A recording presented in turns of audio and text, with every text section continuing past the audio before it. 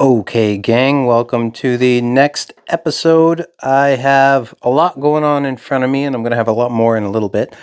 We do need to set the stage here, so let's do a little bit of a recap. Entering into our continent of Ostresh, we are within this hex here, the village hex. Barnemouth village is here. Our gang went and plundered a little bit of these burrows. We explored 4 rooms. Within those 4 rooms, we had that run-in with the evil map maker who's kind of in league with the kobolds that are within this hex, right? So we explored our 4 rooms. We're leaving the burrow with our gnome damsel in distress, who happens to be a fighter. We had rolled her up, and she's actually a fighter class, so she'll be able to help us in a battle to come.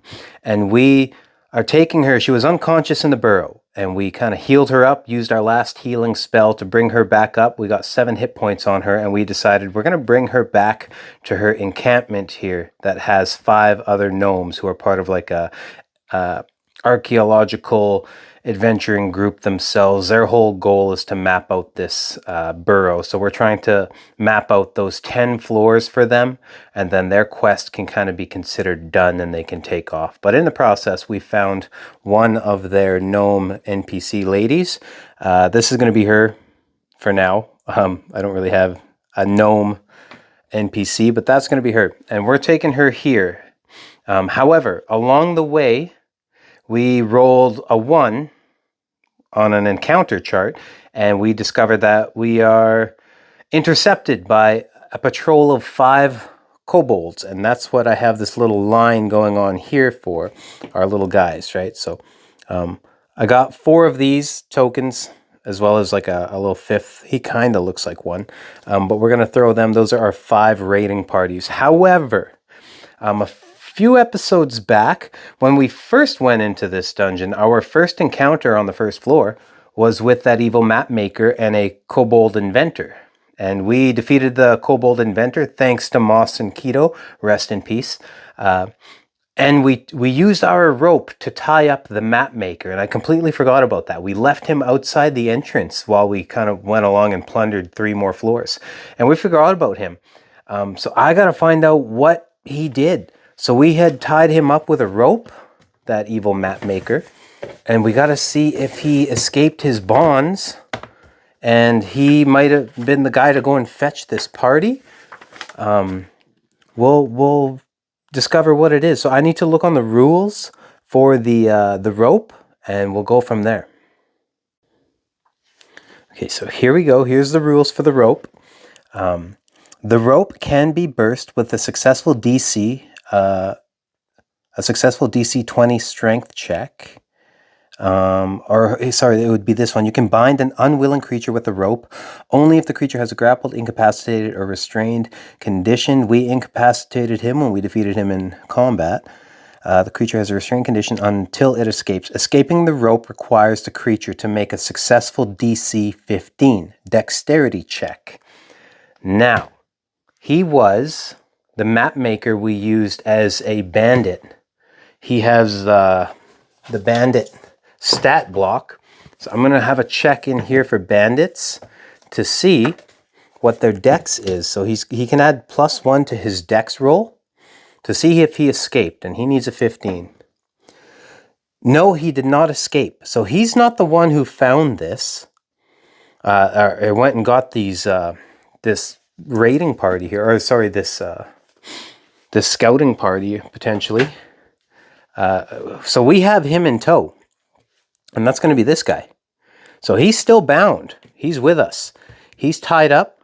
So maybe the only way I can see that this party got alerted is either by freak chance or that Boggle went and alerted them from room number 3 when that Boggle escaped. If you recall, he had that Deep Roth with him.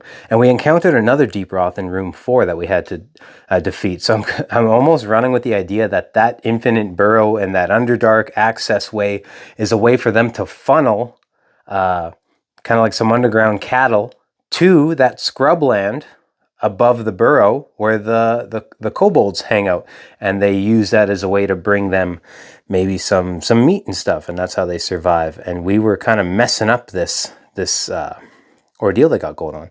Let's say on a roll of evens, that boggle went and alerted this party. 2. So yep, on evens, that little boggle we let escape in room number 3 had went and alerted these guys. He was potentially in on this weird little underground racket, or he's just trying to seize an opportunity to get in with those guys.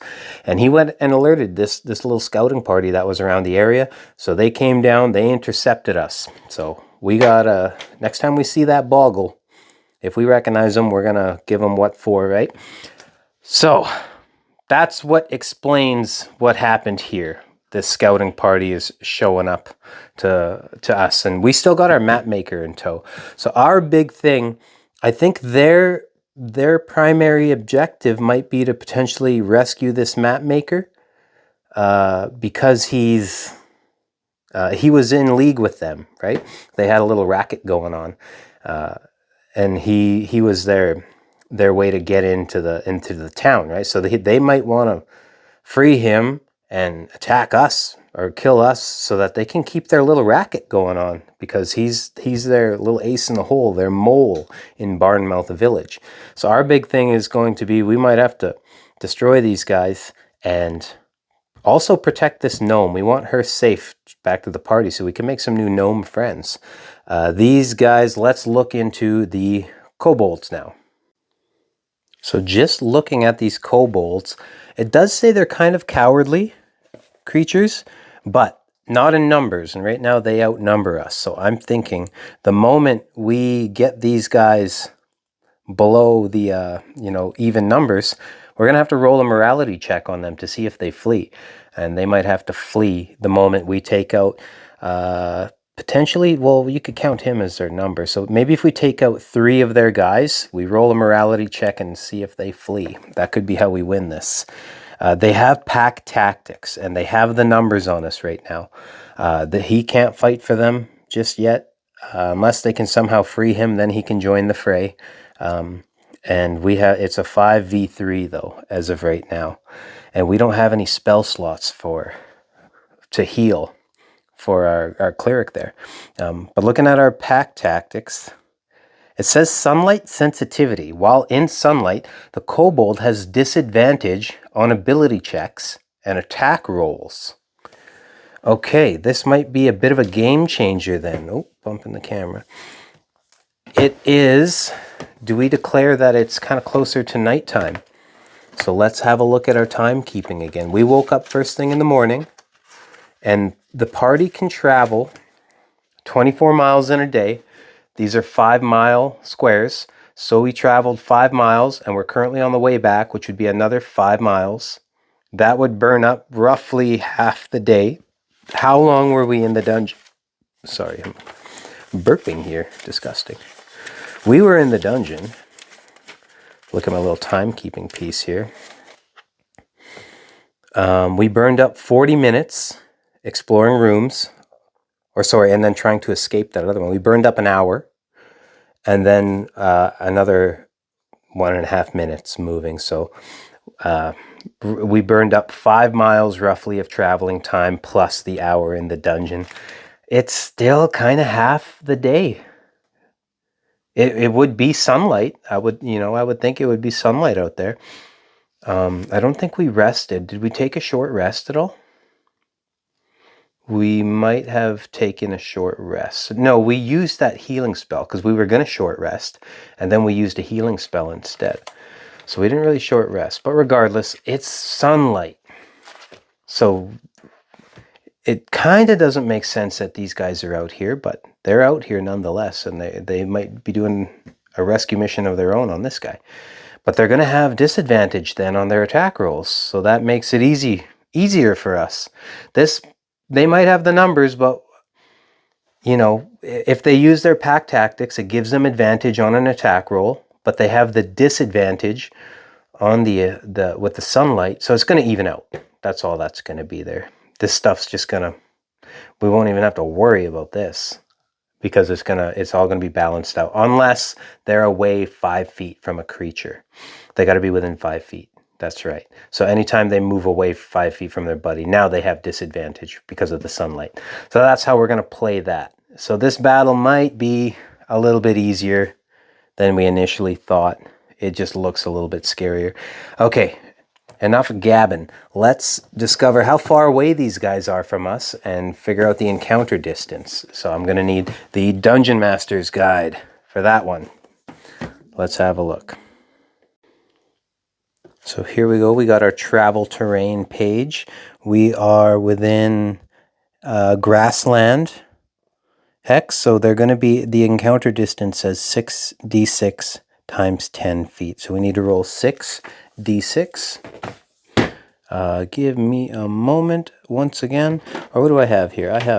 Do I have 6? I got 1, 2, 3, 4. I've got 4 of them. What do we got here? So 10, 16, and 2 more. 16, 17, 18, 19, 20, 22, 22 times 10. 220 feet away? Pretty far away. Are they at the edge of the map here? 222 feet away. Let's stage this. Okay, at 220 feet away, if our guys are right at the edge of the map here, they're off this map that I have. They're way off in the distance. So I think what we'll do is we'll just shorten it up a little bit. We'll have these guys kind of hiding out in these trees, maybe. Maybe a guy tucked in back here, right? We'll put a couple back here. Pack tactics they have after all. So maybe 3 guys in the trees, 2 guys in here, and let's pretend like we're coming on down the way. Something tells me my map isn't the greatest here, but we're coming along here, potentially going on here. Imagine this road continues on, and that's where we're headed. We're just going to stage it like that. 150 feet's pretty far away. We could be, running the scenario where we see them and we try to avoid them, in which case they would do a stealth roll. How stealthy are these guys? How stealthy are these guys?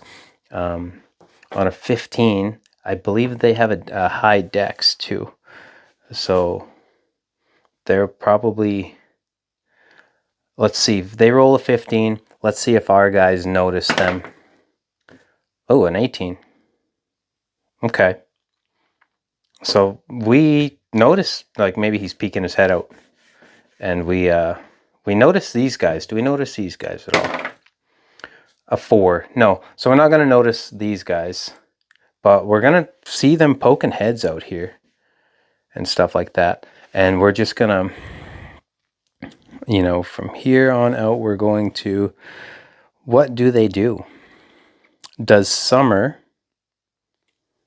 I tell you what, I need to plan this out a little bit more. Here's what I'm going to do. I'm just going to roll initiative, and we're going to see, like we're going to see those guys hiding behind the rock. And I was going to say, well, maybe, Golly just gets a shot off, or somebody tries to take a pop shot at them. But let's find out who's got initiatives first. And then whoever, because we're a bunch of fools noticing each other out here. Hey, I see you hiding, right? So let's just roll for the initiatives and discover who actually kind of moves first. Then we're just going to start the combat and get rolling right into it. Sorry, I have to grab my book again to see what the initiative is for kobolds. Kobolds have a +2 to their initiative. So let's roll for all their guys. Kobold number 1, 11 + 2, he's got a 13. We got a 6, 8. Ooh, we got a 3 and 19. Ooh, 20, 21. So here's this guy, and then the 5th guy, another 13. They'll have to have a roll off. Who goes first? This guy first, or the other guy? Again, roll off. Okay, 3 and 11. This guy will go first. So we'll put 11, 3, whatever. Summer, she's got a +2 to hers. She got a 13, so she rolled a 15. Golly's got a 7 minus 1, so 6. The gnome, I think we're just going to run the gnome as bandit stats, but give her 7 HP instead. That way I don't have to write up a whole NPC character sheet in case she dies here, right? So she's going to have an initiative of 7 plus 1 is going to be 8. So let's kind of rearrange all these guys. Or let's see who goes first between the kobold and the gnome. It's going to be the kobold on a 17. And this guy's got a, whatever that was, 12. Okay, I'm going to organize the initiative sheet here. We're going to get kick-started into this. Okay, gang, so here's the order of operations. We got Kobold number 4, this guy in the woods. He's got first move, and then Summer, she's going to go. And then we got Kobold 5, and he's down. This would be this guy. So another guy in the woods. Kobold 1, he's behind the rock. Kobold 2, he's over here. And then finally the gnome, Golly, and then this guy goes last. So when you're in a situation like this, it's like, do you wait and see? He can only move 30 feet. They're out of range of each other. He does have like a 60-foot range in this book, it says, but at a disadvantage. It's like, how smart do you play them? I don't know. You can just, you run into a little bit of a stalemate of like, oh, we're just not going to move. They all want to hang back and like, oh, we're all scared of each other, right? Mexican standoff. So in that scenario, this is where the Solo Dungeon Master's Guide comes in again, right? The monster's intentions / tactics table. What does this monster do? They did have like distances here, which could have put it a little bit closer to us, but it's whatever. We did what we did. It says you could add 15 to the roll for all big bad evil guys or boss monsters. Would you consider this a boss battle? It is our most significant battle to date. We got 5v3. Could get pretty hairy. We could add 15 to the roll if we want. But let's just see. Kobold number 4. He's in the woods. He's got first move here. And let's see what he does on a D100 roll. Does he hold his ground? Is he smart? He got an 81. Now on an 81, it attacks immediately. Monster has offspring or something it wants to protect nearby and sees you as a threat. It attacks immediately, possibly guarding a certain area. This kobold's worried about its kin back home. He's got some children possibly, and he's gonna charge, I guess. He just attacks immediately. He wants to go and make an attack here. So he's got a 30-foot range. He exposes his cover. He's not smart. He does not know how to stay cool under pressure. So 5, 10, 15, 20, 25, 30. What kind of range has he got? He's got a 60-foot range at disadvantage on a dagger attack. Does he just hurl a dagger at Summer or Golly? Does he have the range? 5, 10, 15, 20, 25, 30, 35, 40, 45, 50, 55, 60. That would kind of be within this range. They're out of range. So this dang fool just exposed himself. He comes charging out of the brush, screaming and yelling, oh, I have kids back home, right? And that's all he can do. What a fool, right? So completely ignoring his pack tactics there for a little bit. And that's his run, so I'll check him off. Summer, I was like, what the hell? What's this guy doing? And Summer, we get to play Summer. She gets to be kind of smart here. Now she can do a bit of a... She's got a bow. She's got a short bow. Maybe she takes that shot at him. She's got an 80-foot range with advantage. She can move closer. Or maybe this guy came out as to draw them for bait to get these guys to flank. Who knows, right? That could have been the plan all along. But Summer's going to move that 35 feet, 5, 10. She'll come down 15, 20, 25, 30, and 35. She's maxed out for space there. And what's her range now? 5, 10, 15, 20, 25, 30, 35. He's in range of a short bow attack. Does she enter a rage right away. Because I think her rage, if she can get her attack off, then that would do some good damage here. That, or she could use her Fire's Burn on her attack damage. I'm pretty sure that's for ranged. It just said attack, so that counts for range, right? Does she want to enter her rage right now? She just sees the one guy. Maybe she's not in a rage just yet. But the way we were going to play this, we could metagame it if we wanted. But for right now, we're going to let's shoot the short bow. To hell with it, right? She's gonna take an attack roll on a 6 plus 4 is a 10. He's got an AC of 14. She misses. She misses this arrow shot, and that's her move. That's not good. We might have played this wrong by just charging her in, thinking we can get an easy kill. Summer, you fell for the bait. However, her intelligence, it's not the greatest. So that would explain maybe why she did that. Okay, Kobold number 5. That's this guy. What does he do, right? Let's find out what this guy does. Maybe their tactics just completely fall apart. On a 94, he's got barrels straight into combat. Seeing your presence here is a personal affront.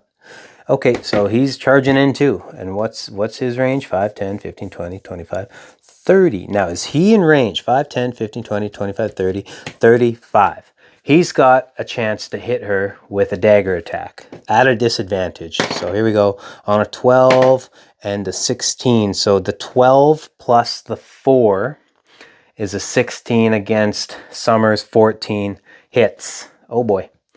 We got a 1d4 plus 2. 1 plus 2 is 3 points of damage to Summer. Summer, you fool. She's down to 10 hit points already. Things are not looking well. And that's going to be Kobold number 5's move. Kobold number 1, what does he do? Let's find out. Try not to move these guys through. 97, that would be the same roll as the other guy. He barrels out. So I had a little bit of a light change here. So he barrels out. They're all riled up. These guys are idiots, kind of. They had staging for like an ambush, and then they just decide not to go with it. So again, what's his movement speed? 30. He's going to come around here. We can't move around corners. So 5, 10, 15, and then he's going to go 20, 25, 30. He's getting close. Does he have range now? 5, 10, 15, 20, roughly 20 feet coming across. He can get a dagger shot off without having to roll for the disadvantage, potentially. Unless he had came up to his buddy, he could have done that. On a 14 plus 4, it doesn't matter. He hits. They're doing Summer in, and we don't have healing. Oh boy. A 3 plus 2 is 5. Summer, you fool. She's down to 5 hit points now. This could be the start of something bad. Something bad indeed, gang. Uh-oh. We should have ran away. Kobold number 2, he's in the woods. What does he do? Hang tight, bro. Hang tight. Ooh, keep everybody in there. What did I roll? A 54? On a 54, he's got... Where would this land us? 31 to 70. Monster simply attacks out of pure instinct. Okay, 5, 10, 15, 20, 25, 30. This range, I guess you could say you can attack through your party members, right? Or does that count as partial cover? Or he could have moved through his buddy. But he's got pack tactics. He's got advantage. Oh, no. These guys' attack was based off of, they were pack tactics plus the sunlight sensitivity canceled out. His wouldn't. So his attack might not have landed. Let's roll back the clock, and you're seeing this on a 2. Okay, that didn't happen. His attack didn't happen. I know we're going back in time, but I forgot the crucial point of the kobolds was their sunlight sensitivity, disadvantage on attack rolls in the sunlight. It's the sunlight. So this first guy's, the one guy's attack, we'll say he landed that. I believe he was by his buddy, right? So he got the attack off. This first guy who come around here, he didn't get nothing off because he was nowhere near his buddies and he had the sunlight disadvantage. Okay, now this guy goes. Kobold number 2 goes. And he's going to make that attack, which is the 5, 10, 15, 20. Wait. 5, 10, 15, 20, 25, roughly. It's not going to, he'll be at a disadvantage because he's out of that 20-foot range for the dagger attack. And he'll have double disadvantage, really, with that sunlight. Right? The sunlight, he's near his buddy, pack tactics, plus the sunlight sensitivity. They cancel out, but he's still out of range. That's 60 foot. He'll have disadvantage on this dagger attack. I believe that's how that rolls, right? He's got 2 disadvantages with an advantage added up. It would kind of roll down to being whatever. So a 9 plus a 6, whatever. He's not at the 6 plus the 4 is the 10. His attack, dagger attack, misses Summer. Okay, I gotta remember so many little rules with this game so that I can run this battle correctly. Now, that's their move. They did get 1 dagger shot off on Summer. And I just got to keep remembering those advantages and disadvantages. Now the gnome. What does she want to do? She's a fighter by heart. She might want to make an attack on this guy. So let's check out. We're going to run the bandit stats for her. So she's a fighter and she's going to be like a bandit. So the bandit has a light crossbow ranged attack with 80 feet of range. She could get close down here to this guy, avoid him. Like he's tied up. He's out of combat, right? Let's bring this gal down 5, or she can come here 5, 10, 15, 20. And we don't want her to, is she within range? 5, 10, 15, 20, 25, 30, 35, 40. Roughly, she could get a shot off on this guy if she just moves to there and protects herself a little bit. And let's take that light crossbow attack she's going to make. Ranged attack, so plus 3 to the roll. She's got 13 plus 3 is going to be a 16. That's going to hit against the that kobold, and this stat says a 1d8, but I'm gonna run like these short bow things, which is a 1d6 piercing. We're gonna roll the 1d6. We're not gonna give her that 1d8 buff. We got enough going on here. So she got a 4 plus the 1 is 5. So she makes that shot, that light crossbow shot off for 5 points of damage against this kobold number 1. So we're going to write a -5 HP beside his name there. And how many do they have? First off, he's got 7. So he's near the brink. And that's going to be the gnome's move.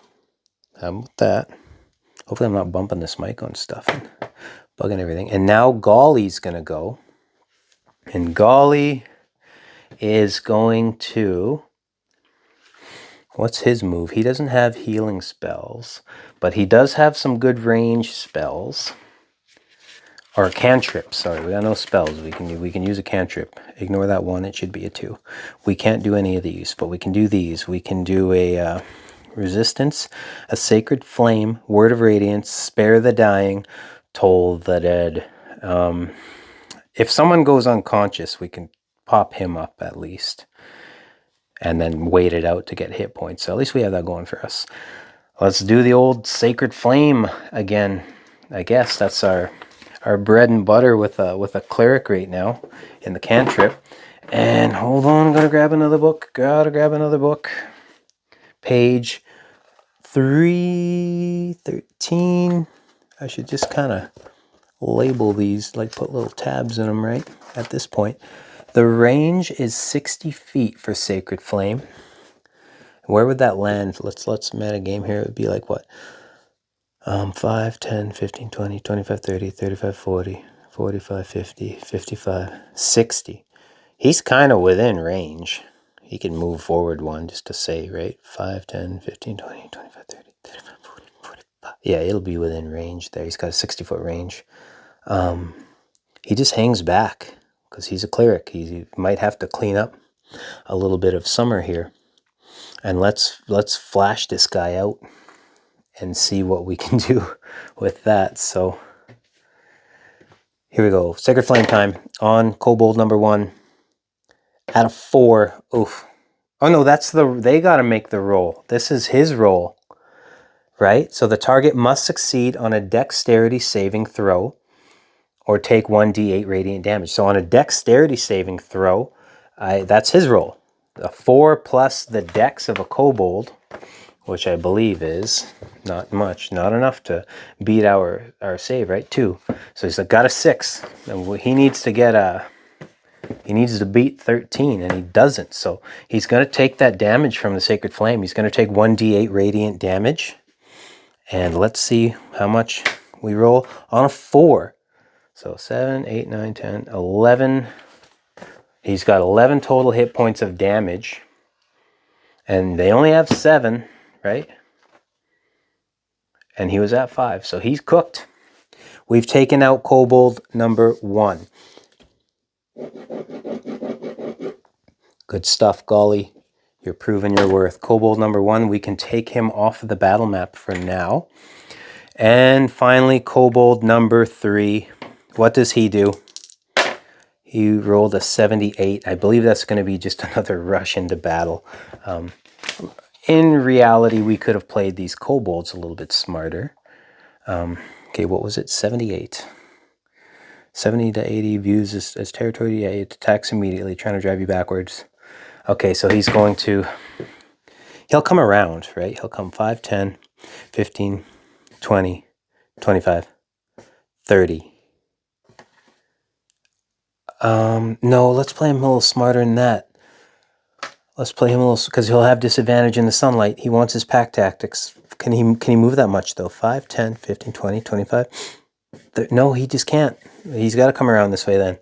5, 10, 15, 20, 25, 30. And he'll be within range, 5, 10, 15, 20, of not having to do the disadvantage on his dagger attack. However, he's going to have the disadvantage of being in the sun.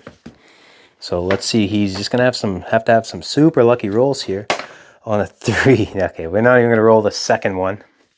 It doesn't even matter because you got to go with the lowest one on disadvantage, right? So the sun got in his eyes. He missed his dagger attack on Summer. And that's round 1. Bringing it on back to round number 2 of combat. If we wanted, we could try help those kobolds with this guy and say he's like, maybe he's coming to and he's trying to break free from his rope. Because then he would have the jump on these guys a little bit, you know. Maybe that's the move we do. Should we throw him in there? Let me think about it. How about this, gang? We're going to play it by the rules. In the rules for the rope, it said, or for unconscious. And he was unconscious when we bound him. We left him outside the dungeon, and we spent roughly an hour in that dungeon, right? And then we traveled I don't know if we traveled the full 5 miles yet. Maybe we can roll for that. Let's say, how many miles did we travel? We only traveled 1 mile then. So in all reality, maybe he's only had like an hour to come to. So he might just have 1 hit point or something. But the rules say when you're coming to from 0 hit points and you're gaining the hit point, it takes place in 1d4 hours. So how many hours did he need to regain the 1 hit point from unconscious? He needed 3. So he's still out. He's not part of this combat, and that's the way we're going to play it. If you guys have any issues with that, sorry. Well, I don't want my whole party to die right off the hop. Okay. Number 4, we've already rolled. They're kind of all, charging. They're idiots here. But, however, they might be in range now. What's this? 5, 10, 15, 20, 25, 30. What if he were to move here? 5, 10, 15, 20, 25, 30. He will not because we want to use those pack tactics where you get the advantage on your attack, and he could potentially make some ranged attacks here. And it has advantage on attack roll against a creature if at least one more of his allies is within 5 feet. So if he came here and made his attack, he'd have advantage on the ranged attack, but the sunlight gives him the disadvantage. They even out, but it's out of range. He needs at least 20 feet of range to make a regular attack. So it'd still be at a disadvantage making a ranged attack. So he'll just move up to here, roll a disadvantaged attack, a 20, and an 8. So I guess that's how we do it. How do you guys roll critical success? If he rolled a nat 20 on his first roll when he's supposed to roll twice, would you count that? The way I play him is I don't, right? I just roll twice and that's what they get. So on this, he rolls an 8 plus the 4 is 12. Summer's got a 14 AC. His dagger attack misses on this. And that's how I would play that. I would play it for them as well. If they rolled a 20 at a disadvantage, it's like, no, you got to roll twice. That's what the rule is for me anyway. Now, hold on. Let me look at the rules really quick on this. Okay. Sorry, I'm slowing down the combat by quite a bit, but it's like rolling a 20 or a 1. If you roll a 20 on a d20, it's called a natural 20. For an attack roll, the attack hits regardless of any modifiers or the target's AC. This is called a critical hit. If you roll a 1 on a d20 or a natural 1 for an attack roll, the attack misses regardless of any modifiers or the target's AC. Now, we have an advantage or disadvantage situation. It says sometimes a d20 test is modified by advantage or disadvantage. So would you consider that a modifier? And then this would hit regardless of any modifiers. You know? Because we did roll that 20 first. And the way this is worded, it sounds like that the advantage and disadvantage is considered a modifier. That's where it's confusing to me. I don't know what to do there. The way I've always been playing it is just you roll the 2 rolls, and to me the modifiers are like the extra, the +5 to hit, the plus whatever to hit, those things. But in this scenario, I'm always like, no, just roll twice and you take the lowest roll, and that's what it'll be. Because what if you roll that 20 on the second roll, So I'm going to play it like this, and we'll go forward. We'll keep going forward. We'll play it the same across the board, right? I won't do myself any favors in the future. So that was for that Kobold number 4, I believe. He missed it. So okay, plowing through now. Summer's got the next roll. Now, what does she want to do? She can cleave her way out of a situation here. Right? She can, that cleave action, I don't know if you can read, make a second attack on a creature within 5 feet of the first, don't add modifier to damage, can only use once per turn. So she can she's got 35 feet, 5, 10, she can come here 5, 10, 15, 20, 25, 30, and she can try to make an attack and like freaking cleave these guys if she lands that first attack. If not, she's put herself in an extremely bad position. Do we play it safe? Right? Because then if she gets an attack off and like freaking smites these 2 guys, then it's a bit of a, they'd have to roll some what do you call it, to see if they flee and all that. I forget what the word is. I'm drawing a brain fart here. It's the end of the day. What does Summer do? Does she charge in? As a barbarian, she might. Her intelligence isn't that high. She got a 0 modifier to intelligence. And maybe she sees red. Let's do like she does. She enters a rage. She uses her last rage. She gets to use 2.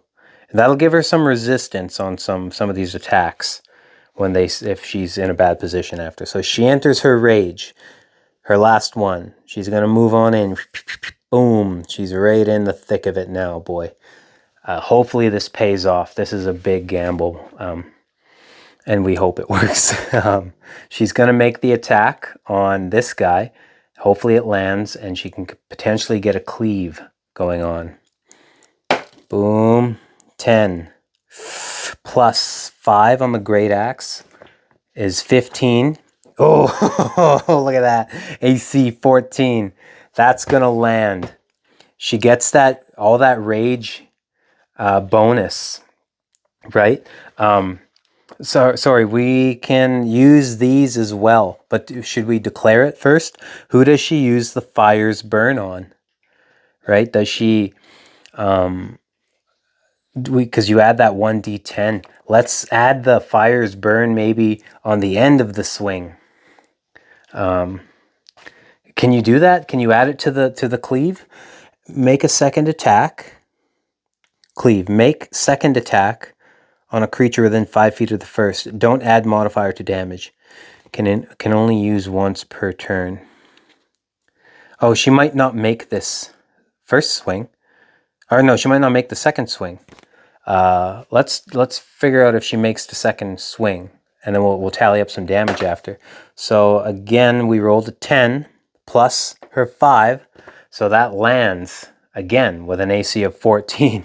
And so what I want to do is, like, I wanted to add that fire's burn to the end, her second attack, the cleave attack. She'll burn through that fire's burn on her second attack on this guy, right? Maybe she swung the axe, and like maybe we can say it was like one big swipe and it just caught some heat, and her fire's burn from her fire giant heritage came into the friction of it and woof, burst into flame and burned that sucker, right? Now let's tally up the damage. So she gets a savage attacker. Get to roll the damage dice twice, and we got a d12. So the first guy takes either an 8 or a 7. We're going to go with the 8, right?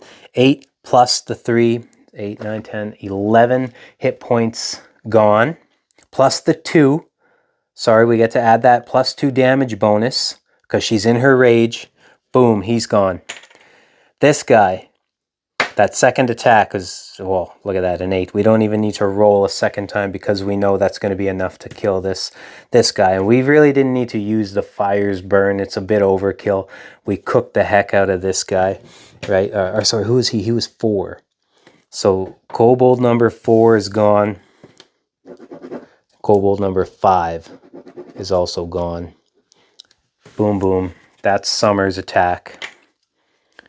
She smited these two guys and burned through all of her abilities, right? She's still in the rage, but she burned through all her abilities. Now, who goes next? Who's got next? Kobold number 2 will go next. He would need to disengage. We need to do a morale check, I believe. I had some rules for morale because now, like, they're outnumbered now. And, you know, they might try flee. So give me a second to look for my morale rules, and I'll come back to it. Okay, here's what I am deciding on a 30% chance, I'm going to say. So they're outnumbered 50%. I'm going to say it's a 30% chance they flee now. Let's say he was down to 50% health points, and then their party was down 50% of their numbers. And then I would land that at a 50% chance they flee. But because he still got full health, they both got full health, it's going to be a 50% chance, or a 30% chance he flees. So on a 30 and under, 39, he decides to stay put. He's going to attack, and he's kobold number 2. So he's going to make an attack at Summer. He just watched his buddies just get chopped in half and lit on fire. He's pissed. Now, he doesn't have pack tactics, and he's in the sunlight, so he's got disadvantage on his dagger attack here. So a 17 and a 12 plus 4 to hit. That's going to hit Summer. So that sunlight didn't matter. He starts sticking her with his dagger. He rolls a 2 plus 2. Piercing damage, though. And Summer is in a rage, right? So is she resistant to the piercing? Bludgeoning, piercing, slashing. Yes, so resistances, I believe, are half damage. So he rolled a 2 plus 2. He would have done 4, but because she's resistant to it, because she's in a rage, he only does 2 damage to her. So she is down to 8 hit points. I'm going to write down 8 hit points there. And can he try and flee? He can't. He'd have to disengage. Right? You have to disengage, and that's your action. You can't use an attack action after that. He used his attack. He stays put, maybe, or maybe he'll pivot just a little bit to let his buddy... No, he'll leave it open so his buddy can kind of get in here. That's his move. Kobold number 2 goes. The gnome. Let's have the gnome. How can she come and make an attack? 5, 10, 15, 20... 25. Does she try to be a hero? Maybe she comes on down. Whoop, whoop, whoop, whoop, bang. She's a fighter at heart, right? Let's have her make a swing at this guy. She's a bandit. So she's going to roll a 4. That's just, I know with any, there's no way that's going to, she has a plus 10 to hit. So she misses her attack. He parries with the, with his dagger maybe, right? Whoosh, catches her blade. Get out of here, fool. And that's going to be her move. There's the gnome. We got to keep in mind, she's only got 7 hit points. What if he does something extravagant here to kill her? And then Golly. Golly's turn. Let's have him come on down 5, 10, 15, 20. Let's have him cast another spell. Let's have him do the old Sacred Flame. Oh, I guess we didn't roll to see what he would have done. Oh, no, he goes next. Sorry. I'm getting ahead of myself. So on a 13, rolls a 13. What's the kobold's dex? They get a plus 2 to, so a 15 on the saving throw. We need a spell save of 13 for the old spell save here. So he does not get Sacred Flamed. Golly does not burn him up. And that's Golly's move. Kobold number 3. On 30%, I believe, yes, 30%. He's got full health. 0, 1. He wants to flee. So his move is going to be to disengage. He disengages from her, and he's going to hightail it the hell out of here. He's going to go 30 feet back, 5, 10, 15, 20, 25, 30, and that's about as far as he can get for right now, right? He used his action to disengage. He's not going to get far. We're going to be able to just come and hunt these guys down. It's not going to be pretty. This is where it gets dark, right? This is where our guys get a little dark in there in what they do. It's all the way back up to Summer's turn. So Summer, she's still in a rage. She can make another swing here. She's going to swing at that guy who's right next to her. On a 15 plus the 5 to the cleave's going to hit. Savage attacker, 5 plus the, or it's going to be 5 plus 3 is 8. Doesn't even matter. We don't need to add. And then the 2 to the rage damage. This guy's dead. Dead as dust. Dead as a doornail. And she's going to just 5, 10, 15, 20. 25, 30. Hey, where are you going, Buster? Well, you're not running away from me now. Boom.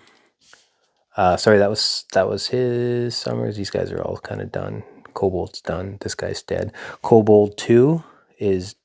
Oh, he's dead. Yeah, we just killed him. So it's just Kobold number 3. Now the gnome goes... Now, this is where Golly might want to like, hey, let's take another captive, right? But this person's pissed because she got all beat up in the and her party got killed, right, in the dungeon. So she's pissed. She's going to move in 5, 10, 15, 20, 25, 30, right? Bandits can move 30. Let me double check again. Bandits can move 30. Yes. She's mad as hell. And she might not be if Golly's in the back here. Hey, wait. You know, we need we could take him in for questioning. We can do all this. She's not listening. She's going to do a attack roll on this guy. They're flanked, right? I play the flanking rule. So 1, good thing we play the flanking rule, 1 and a 19. Yeah, let's have it hit. We play a flanking rule. That's what we're going to do. She does a 1d6. Or sorry, scimitar. Yeah, 1d6. Let's grab our d6. Ooh, 6 plus 1 is 7. That kobold has 7 hit points. So she guts him, she kills him. So much. I was kind of hoping we could take this guy in, right? We take the map maker in, we take the kobold in. Now the town can't deny us, right? Maybe he has an opportunity to say, "Hey, you guys, town has known me as the map maker for a while. You're gonna believe these schmucks who came in." Whereas if we had the kobold, maybe the town would have believed us, right? But we're gonna have to do a bit of questioning. I guess we have these gnomes in our side, like on our side here, to if they can come back to us to camp, then we can, it's our word and their word versus the map maker's word, and then we'll be able to all do things. So, but the gnomes want to clear that dungeon before they're getting out of there. That's their whole point of being there. So I think our whole plot twist now is we have to go and clear that dungeon, those other 6 rooms, for these gnomes, and then they will come and testify for us that, hey, this map maker's bad, right? That could be the plot thread we follow here. In the meantime, we just sauced up five kobolds, right? Hit them with the old 1-2, how you do. Let's get our freaking loot, man. I want some loot. So let's get the Dungeon Master's Guide back out. And we have, what do kobolds carry? On treasure. Under treasure, they carry armaments. Ah, interesting. Well, I don't know if we're gonna give ourselves individual treasure, right? What else do they have? They've got daggers. We could take a bunch of daggers. They each have 3 daggers, and we have 5 of them. We could take 15 daggers if we want. Potentially sell them to a weaponsmith, right? So let's loot these friggin' daggers. I'm saying we take them. Why wouldn't we take them? And then the individual treasure. So we're gonna come on down to 1. I believe it's back more. Random individual treasure. They were down here. Each creature we could say had some gold on them, right? Each kobold had some gold. Well, how about this? We each get 3 daggers from these guys, and then out of the 5, how many had gold? How about we do that? So if we roll a 6, we'll roll it again. Oh, all okay, perfect. All 5 of them had gold. So here's what we're gonna do. 3d6. Boom. 5. Holy smokes, these are big rolls. Okay, 11 and 15. 15 times 10 is 150. Holy smokes, 150 gold? I'm going to change I was going to roll for every one of them, but that's a bit much. Maybe there's 100 and... that seems like so much gold to have on them. But granted, this would have been a big battle, right? Do we just take that 150 gold and call it a day? I mean, we can go buy some fresh gear, some new gear, help our guys survive. So, okay, to heck with it. 150 gold. We're taking 150 gold. I know I could roll 4 more times, but I'm not going to. That's damn near treasure hoard levels of stuff, right? Look at treasure hoard, 2d4 times 100. And we already got 150. Right, what if the most you can get is 200 on a treasure hoard, and we damn near got that. So we're gonna take 150 gold and 15 daggers. How about that? Perfect, gang. And then let's travel back down. So I'm gonna write this down really quick so I don't forget. 150 gold pieces, 15 daggers. And maybe we can convince these gnomes to watch our tied up buddy here and say, hey, can you watch our prisoner? And we'll go clear out this dungeon for you. Let's have them travel on back. They're still, like, they only traveled the 1 mile, right? This was kind of fresh out the dungeon. So they still have 4 more to go to get to here. Let's do, should they do another encounter? Or no, that was our encounter we rolled. Yeah, sorry. So we just kind of come on back. It's the evening. Evening of the day. When do we do our check? That was our check, right? That was our evening check. We'll have to do another check at midnight.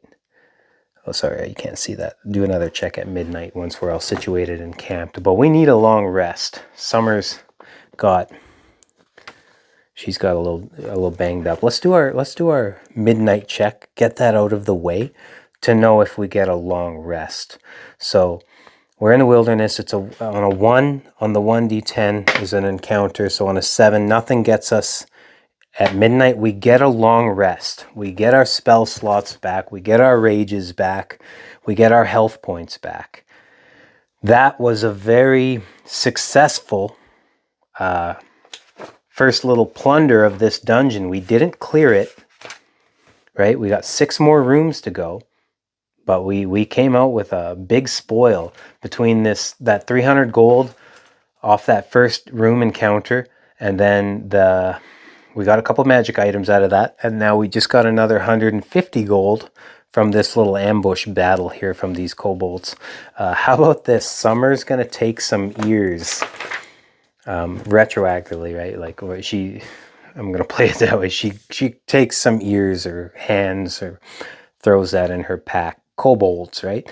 So that she could take this to the town and say, hey, you guys have a kobold problem, because she's she's looking for more work all the time. Her week's almost up with Golly, and she, if he pays her again, then she'll join Golly. If not, she might have to go and clear that kobold lair. But for now, they're back to the camp. They're back to the gnome camp. They brought back this handmaiden, and they are super excited and stuff like that, right? I will end this video here. It'll be a long video again. We played out this battle. I'll try to play out a little bit of the scenarios of how they're feeling back at camp. Are they happy about it all? Do they give us a little something for bringing back their NPC? Do they agree to watch our guy in the rope? We'll figure all that out on the next episode. This was actually another very easy battle, right? I thought maybe we would be getting a little squirrely. Again, those advantages in the sunlight and all that stuff helped us. This could have been, Summer could have potentially been down to like 3 health points or whatever, but still we would have made it back, had a long rest, all that jazz. So kind of fun, right? What a cool little story we have playing out. And we managed to survive our first little dungeon delve, and we got a lot of coin now, and we'll get back to it. Thank you for watching.